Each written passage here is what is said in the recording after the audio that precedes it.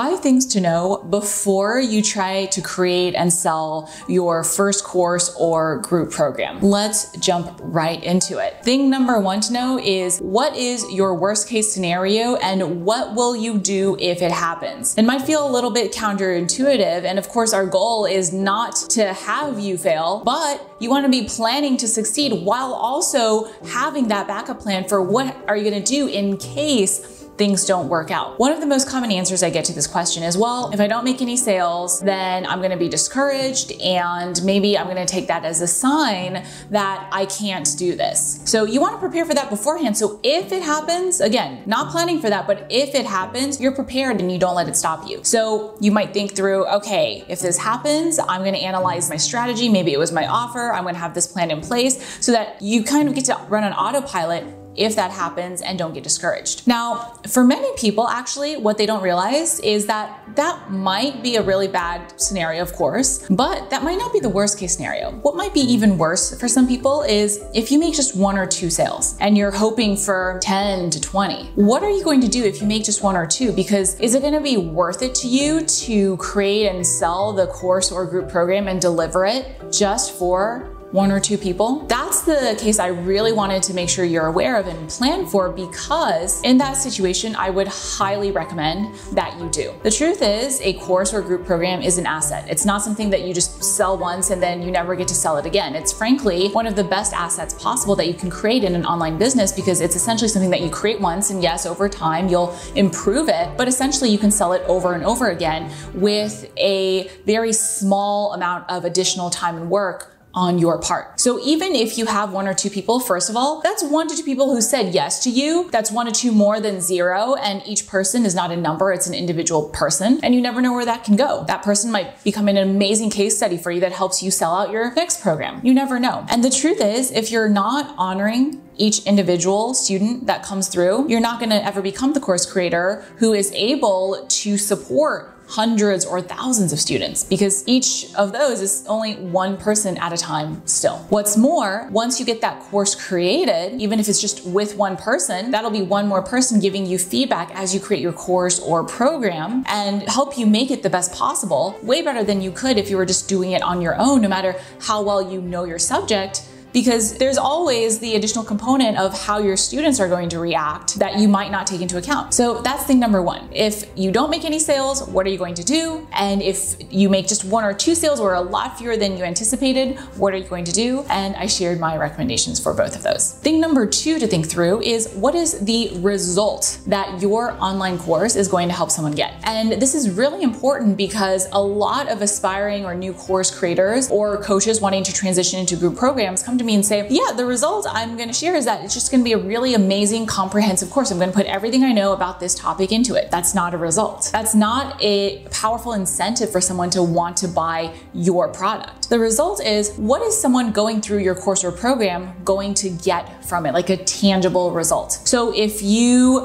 help people with weight loss, okay, how am I going to use this to lose some weight? If you help people find a relationship or improve their relationship, okay, what relationship will I have after this? Or how will my relationship be improved after this? Or even if you teach something a little less tangible, like how to be happy or how to be confident, okay, how much happier will I feel after I take this course? How will my life be different in terms of how happy I feel in the day-to-day and my emotions going through it before versus after this course? There is always some sort of result, no matter how tangible or intangible your topic is. So what is that result? Then what you're going to do is, once you have that clear picture of what that result is going to be, you reverse engineer your course to help someone go through that result. That way, you're able to actually take out a lot of potentially unnecessary content that, even though you know it and it's really interesting to you, might not be helpful to your student or client going through the course or group program. This way, not only does it make it easier for you to sell, because it's not just, hey, I have this awesome course or group program and you should just love it because I put so much into it and it's amazing. It's, hey,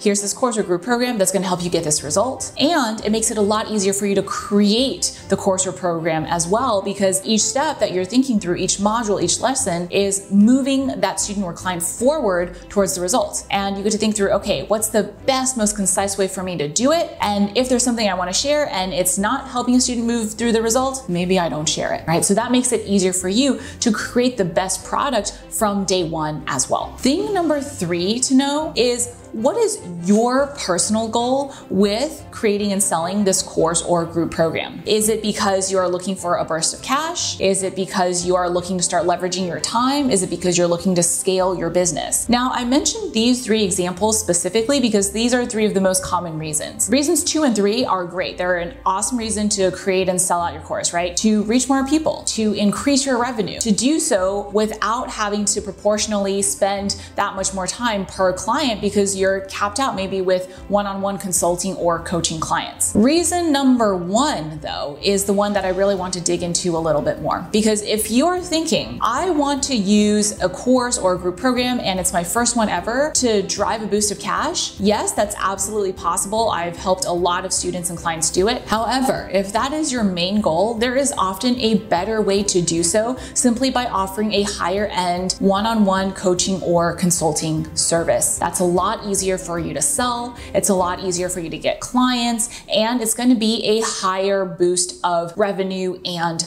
profits. So get really clear on what your goal is, because if that, again, is your goal, then I would really urge you to consider, unless you are already capped out with one-on-one coaching and consulting clients, to start there. And there's so many reasons for this, because you can use that to get to understand your audience better. You can use that to bring in some really good revenue and profits right off the bat that you can maybe invest into creating and selling out your course even more successfully. You get to create testimonials for your brand and what you do, so that people start trusting you and they're naturally more inclined to trust in you and your course or group program very soon down the road. You get to get a feel for what it's like to help someone in a one-on-one setting and start creating content that can be put into your course or group program as well. So there are many reasons to start there if your number 1 goal is, okay, I want to start with a big burst of revenue. Now, again, the fine line is if you already are capped out with your one-on-one time, your one-on-one clients for coaching or consulting,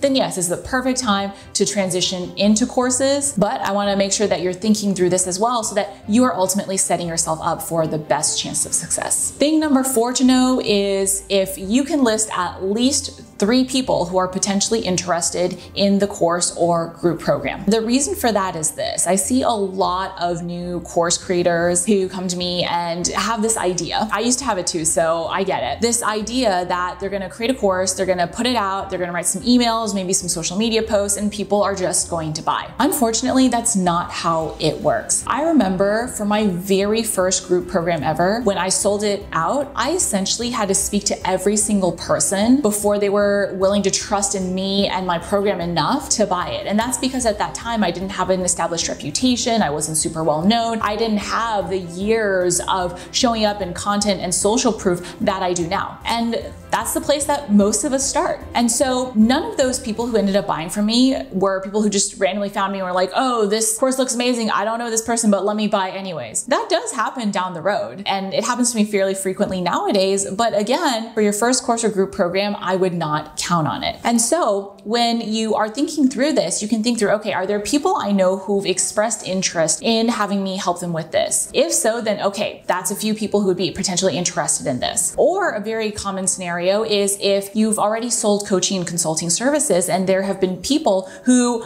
weren't able to afford or for whom your coaching and consulting services maybe weren't the best fit, that's totally fine, because now you can go back to them and say, hey, I've got this lower priced course or group program to help you with this thing that you were interested in. And I know my higher priced private services weren't the best fit. So would you be interested in this? Those are the 2 most common ways where that happens. One other scenario that is a lot less common but does happen is if you know someone who would be willing to share your product and vouch for you to their audience, and they already have an existing audience. So maybe you've worked with that person as a contractor or as an employee, or simply helped them out and given them some really valuable help for free. And they're able to say, hey, I really trust you and I know you, and I have an existing audience who would be interested in your product, and I'm happy to help you co-launch it essentially. So those are three of the, I would say, most common, again, the last one being the least common out of the three scenarios for creating and selling your first program. For me, I fell squarely into reason number two. I unfortunately did not have anyone willing to promote me. I didn't really know that many people at the time who were interested personally in my network and getting my help. And so I relied on the people who I had connected with through selling my coaching and consulting services first for a while, and going back to them and letting them know, hey, I want you to know I've got this new thing coming out that might be a better price point for you. The fifth and final thing to know is, what is your strategy to create and sell it? Let me tell you, a very common quote unquote strategy is to think that you're gonna create the product, then you're gonna put it out there, you're gonna write some posts on social media, and then you're gonna write a few sales emails and you're gonna make some sales. Technically, I guess you can call that a strategy. That falls under the definition, but it's not really a strategy and it doesn't set you up for success. A good launch strategy can be broken down into essentially 4 parts. And a good analogy for how this works is similar to when a new movie comes out, a new big budget movie. You've got first the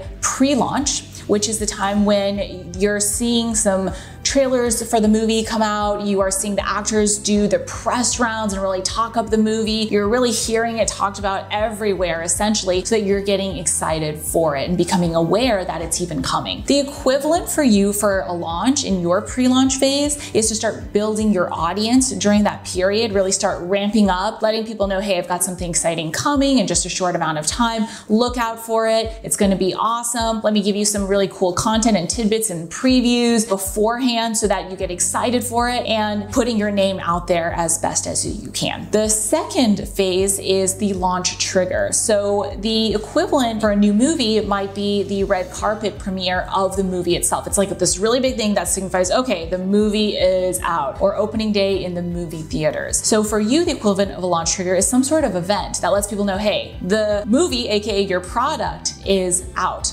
and get excited for it. There are quite a few options for launch triggers, like a series of videos that you drip out over a few weeks and let people know, hey, this is coming. You can do a series of webinars. My favorite is a live challenge. It's the exact strategy I've always used for my live launches, and it's what I used actually in my very first group program to create and sell it out. If you want more information on that, I do have a free training that I'll share at the end of this video that will walk you through that if you want it, so look out for that. Phase number 3 is the actual launch. This is when essentially the movie is out in the theaters and you're really wanting as many people as possible to see it. So it's the same thing. Your launch is your enrollment period, where you have a set open and end date for when someone can join. After the enrollment end date, the program is not open for enrollment, so people have a deadline to decide whether or not they want to join. During this time frame, you are really staying top of mind with lots of different things. Maybe you're doing some live streams, some social media posts, some sales emails, talking to people, really just keeping it interesting and engaging for people to be thinking about you and thinking through, okay, do I want to buy this product? And if so, what information do I need? What questions do I need? Do I need to talk to this person to decide that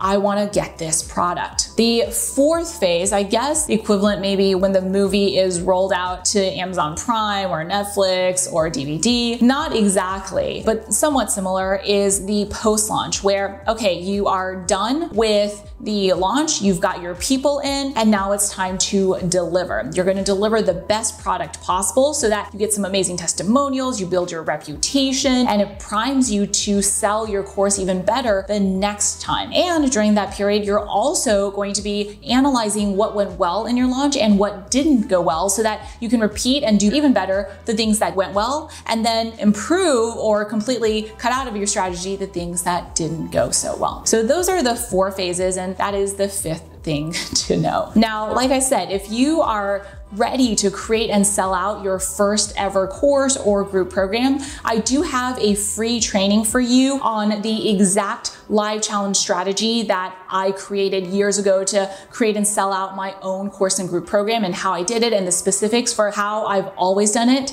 to be able to sell out my first course or group program for $8,000 within just a few weeks, to use that exact same challenge framework and scale it to make 6 figures, $101,000 in my second ever launch. And then in my third ever launch, using that exact framework, which again, I had improved and perfected and continue to scale to make over $800,000. So if you want that training, I will share it for you and link it either somewhere on this screen and or in the description below. That is everything I wanted to share with you for today. If you loved this video and got a lot out of it, please go ahead and hit the like button, leave me a comment letting me know what your biggest takeaway was, and subscribe if you are new here. That is it for today. I'm excited for you to create and sell out your own first course or group program, and I will see you next time.